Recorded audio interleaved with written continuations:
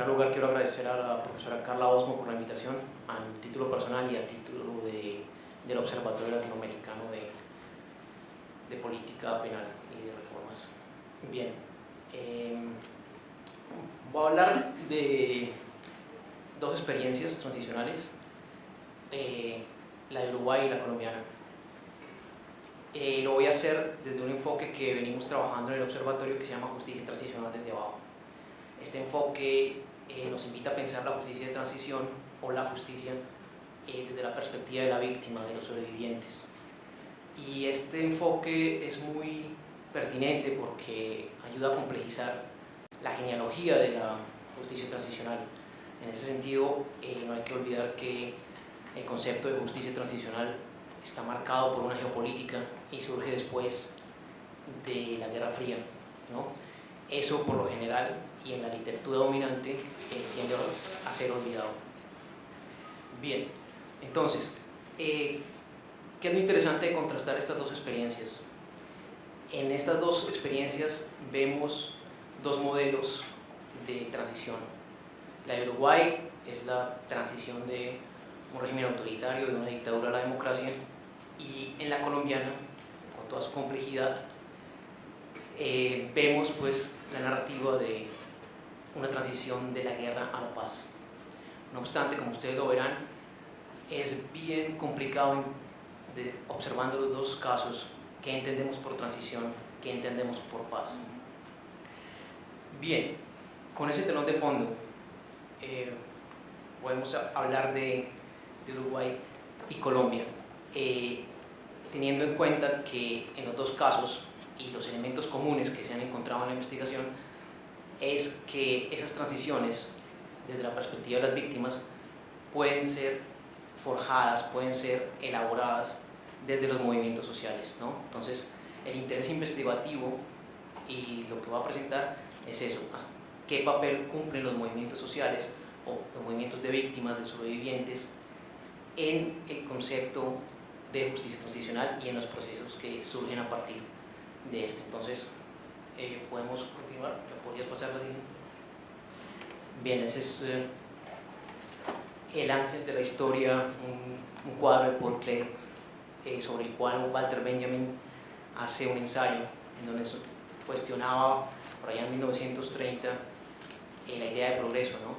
Y creo que es interesante retomar desde el punto de vista teórico eso, el tiempo lineal, ¿no? Entonces, voy a pasar a la siguiente. Walter Benjamin nos invitaba a pensar cómo el pasado nunca desaparece y siempre vuelve, ¿no?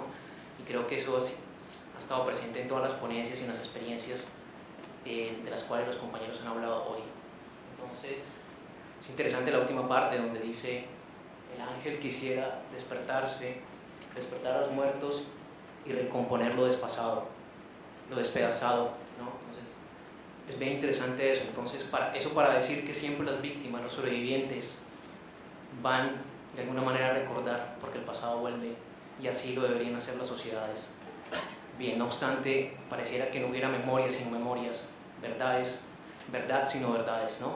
Bien, entonces, a continuación voy a desarrollar brevemente los cuestionarios, el cuestionario sobre el cual se basa esta mesa.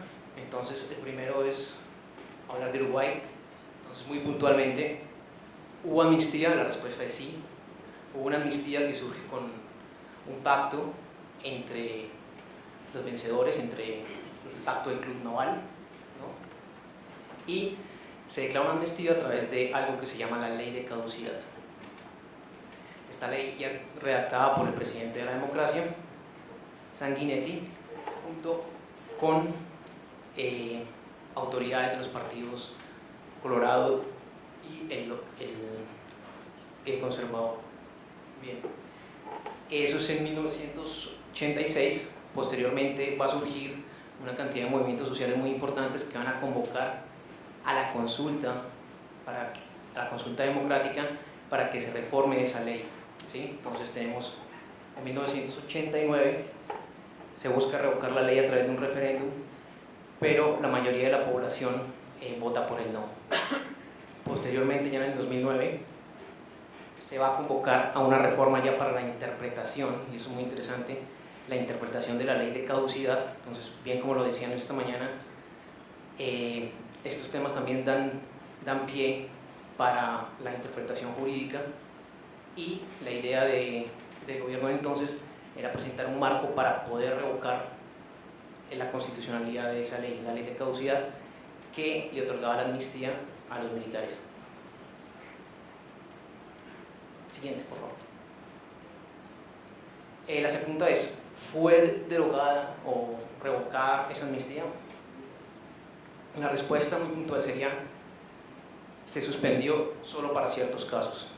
Entonces, podemos ver cómo en el 2011, con base a lo que decía la anterior diapositiva, se expidió una ley por parte del Frente Amplio, que es el gobierno de turno, en donde se autoriza la investigación de causas cometidas en la dictadura, ¿sí? Y se abren unos casos. No obstante, el argumento de esta nueva interpretación era pues todo este andamiaje del derecho penal internacional y de los derechos humanos, y la base del argumento de esta ley era que estos crímenes, los crímenes que se cometieron en esta época, eran lesa humanidad. No obstante, en el 2013, la Corte Suprema de Justicia declaró la ley que de cierta manera suspendía los efectos de la ley de caducidad, la declaró inconstitucional en el 2011.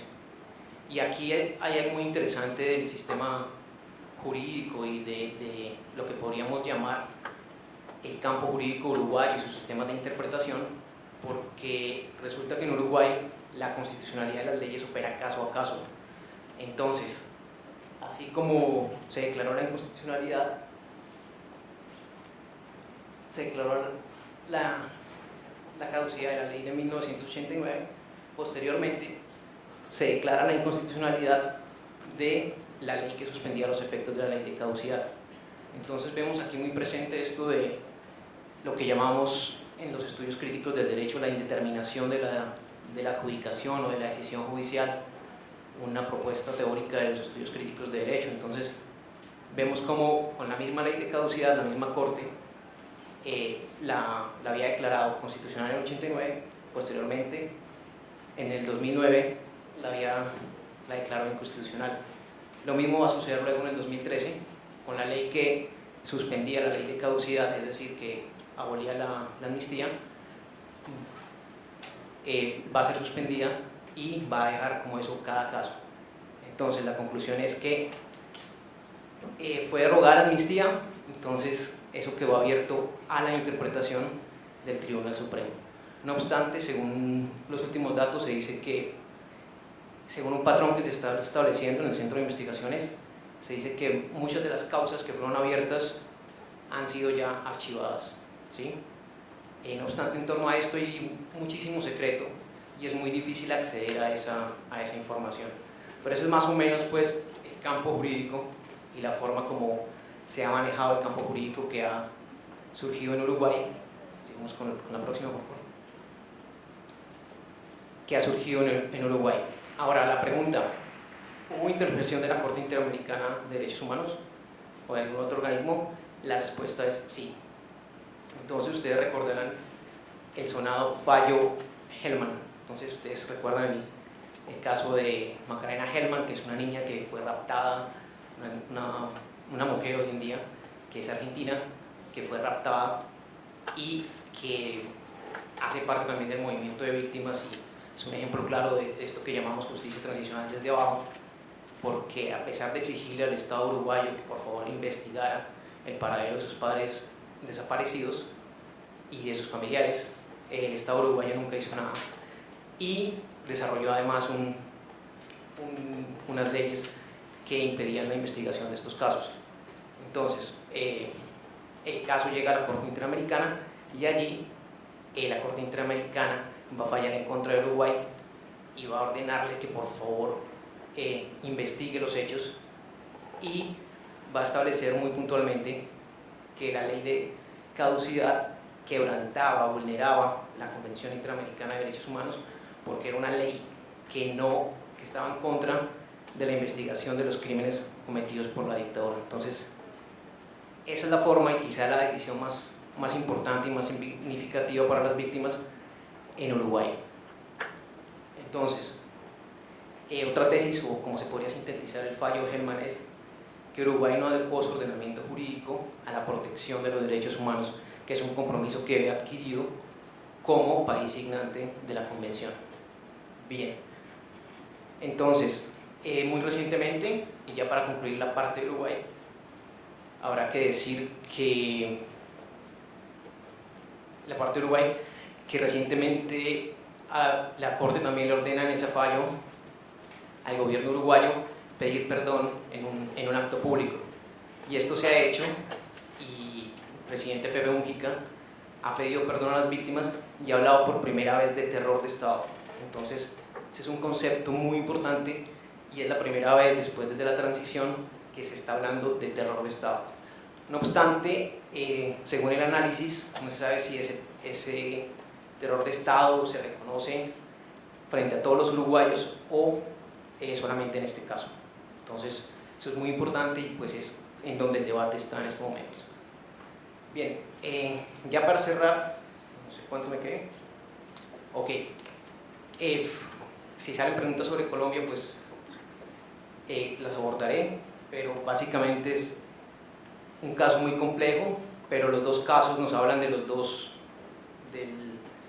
modelos de justicia transicional.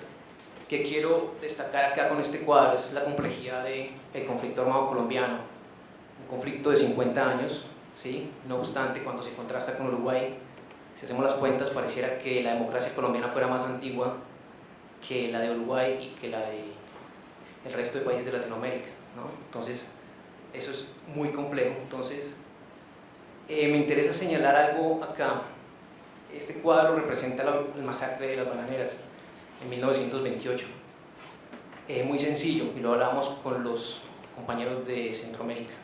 La United Fruit Company, ante una protesta laboral, llama al Estado colombiano, le dice: por favor, bríndenos seguridad porque si no nos vamos a ir del país. Y sucede que el gobierno colombiano envía al ejército y se asesinan alrededor de 1000 trabajadores. Este proceso sale a flote ahorita en las charlas sobre la responsabilidad corporativa y la responsabilidad del Estado en los procesos de justicia transicional. Y es en esta misma región en donde se firma un pacto con las Autodefensas Unidas de Colombia, y es mediante el cual se introduce en el escenario jurídico colombiano este discurso de la justicia transicional. ¿En qué consiste ese discurso? Se materializa en una ley que se llama Ley de Justicia y Paz. Esta ley, de nuevo, es muy contestada, muy debatida por los movimientos de víctimas, en particular las víctimas de crímenes de Estado.